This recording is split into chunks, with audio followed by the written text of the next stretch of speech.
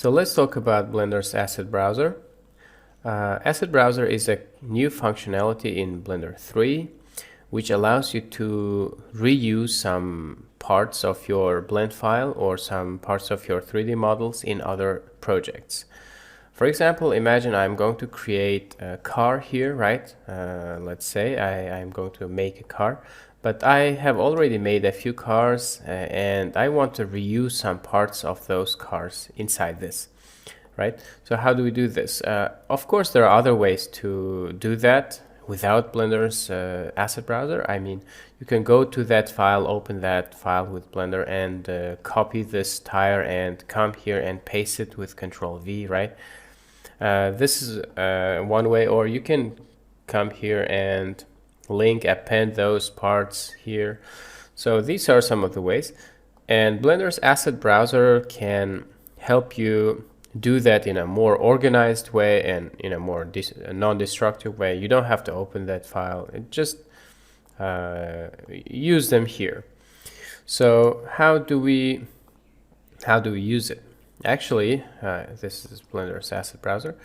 Actually, the normal way of doing that is to create one folder for all of your assets, for all of your blend files which contain good assets that you want to reuse in other parts. For example, let's say you have made a really good exterior scene and you have a lot of rocks, trees, grass, and some good materials in that project. You can put those kinds of projects and files in one big folder and call it my asset library, yeah. And in Blender, you specify that folder as your default asset library folder. And whenever you open Blender and whenever you want to make anything, you have always access to those assets inside that folder.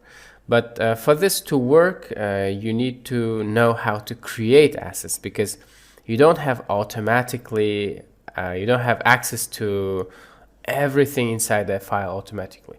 You have access to only those files, those objects, or those things that you specifically mark as an asset. What I mean is this. Look. Now we have an asset browser, and these are assets which are available inside of Blender.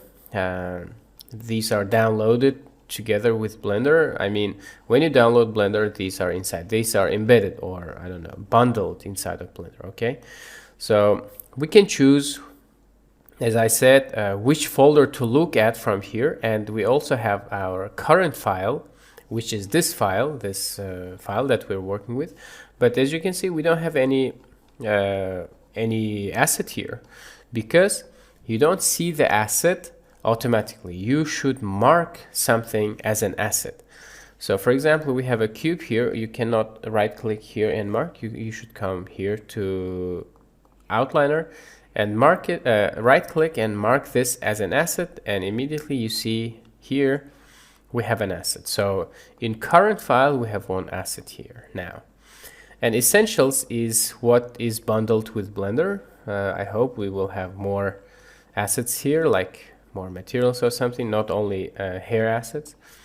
So yeah, and now I have only current file and Essentials, meaning current file, this file, and Essentials, which is inside of Blender, bundled with Blender.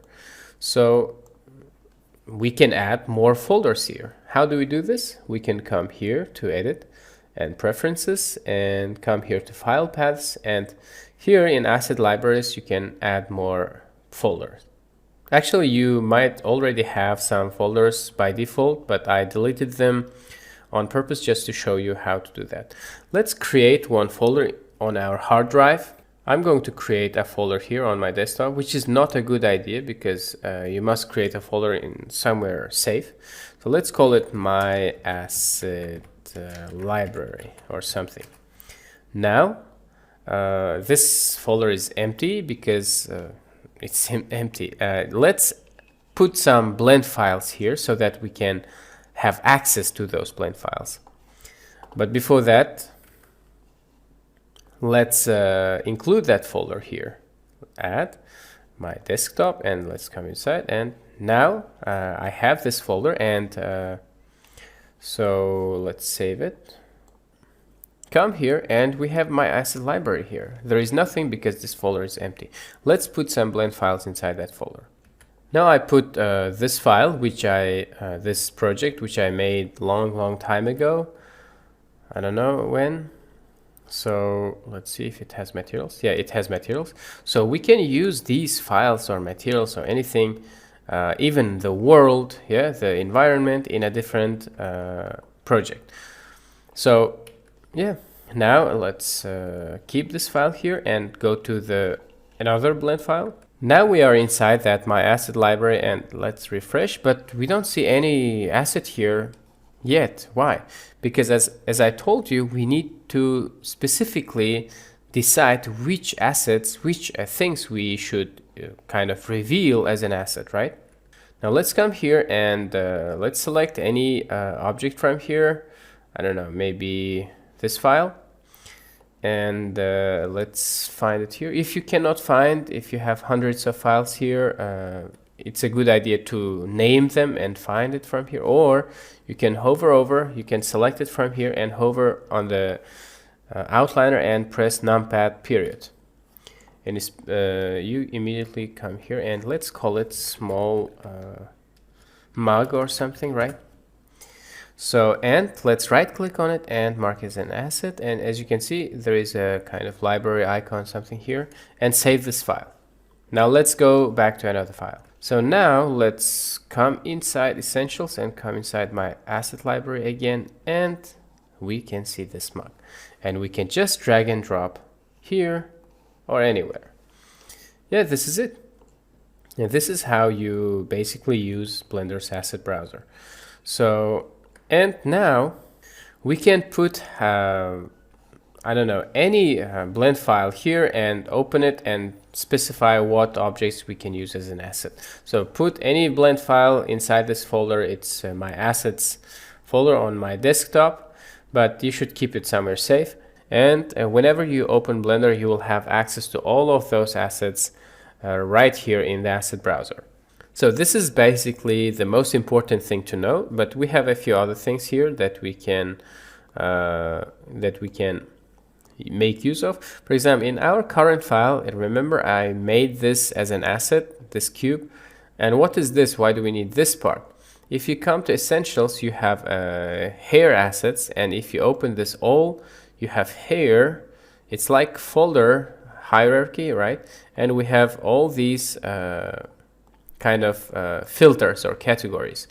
What is this is something called catalogs in Blender Asset Library. You can create your own catalogs. Let's in our current file, but remember when you can create catalogs when you are in current file. But in other, for example, in my asset library, we can create catalogs, but I cannot add this to here. We can create a catalog and name this catalog, for example, catalog, maybe, I don't know, something. You can create, but you cannot add assets from other files to your own catalog. You can only do that inside that file. So this asterisk icon means we need to save blend file. Let's save it somewhere here on our desktop, and now it's gone. So in our current file, we have all, and we have something, right? And we have unassigned. Unassigned means any asset which is not assigned to any catalog. Let's assign it to something. Let's call it something meaningful meshes, and let's save this blend file. And now we have in meshes, we have this cube. So I think this cube has a material. You can find it here. Yeah, it has a material, something like this. Let's call it material. And we can mark this material as an asset too, material 001. In unassigned, we have a material 001, and we can create a new catalog called materials and save this blend file. And in unassigned, we can take this material and put it inside material. So we now have to assets into catalogs. You can create sub-catalogs inside catalogs. So this is sub, and maybe, I don't know, maybe you can metal materials or non-metal materials. In meshes you can have, I don't know, maybe downloaded or made by yourself, something like that. You can create sub-catalogs. Unassigned is all the assets which are not assigned to any catalog. So for example, here in my assets, you cannot assign to any catalog because it's in a different folder, a different file. And these are catalogs. And one more thing is here. This is how you kind of import your assets inside to your own. Let's delete this and let's link the file. If we link, we can put it, but we cannot move it or change it or go into edit mode. Link is that. This is what link does. And we have append. In append, we can put, we are free to do anything and go inside edit mode, change something, do anything you want, right? And append and reuse data is something similar, but if we choose this option, if we have multiple objects, if we change one of them, others will change too. It's linked data. All of these objects have their data as linked. So I think this one is default because we are following preferences. We can come here and let's see. Yeah, import method. This is our preference. It is append and reuse data. So we can do this or follow preference. It's the same thing. And now one more thing before we can stop all this is to look at this sidebar. Let's press N. We have something here. Let's go to current file and let's go into meshes and choose this mesh. And now you can see there are some not so important things here. You can name your asset. Let's name it my asset. So it's changed now, and you can give description, license, copyright, author, because this is asset browser, which means you often use other people's work. So this is metadata. It's not very important, but here it is. So preview is how your asset is, how your asset looks. We can change it. For example, let's put icosphere. And this is active selection now. We can render active object. And now you can see my asset, which is cube, is rendered like, this is just a thumbnail. It's not really important. Let's bring it back. So you can change this and you can give tags, which might help you to find your object when you search for assets, okay? Yeah, this is everything that we want to know. By the way, you can also choose any picture, maybe a picture of your own or anything, any photo on your computer as a thumbnail. Okay, so this is it. This is everything about Blender's asset browser.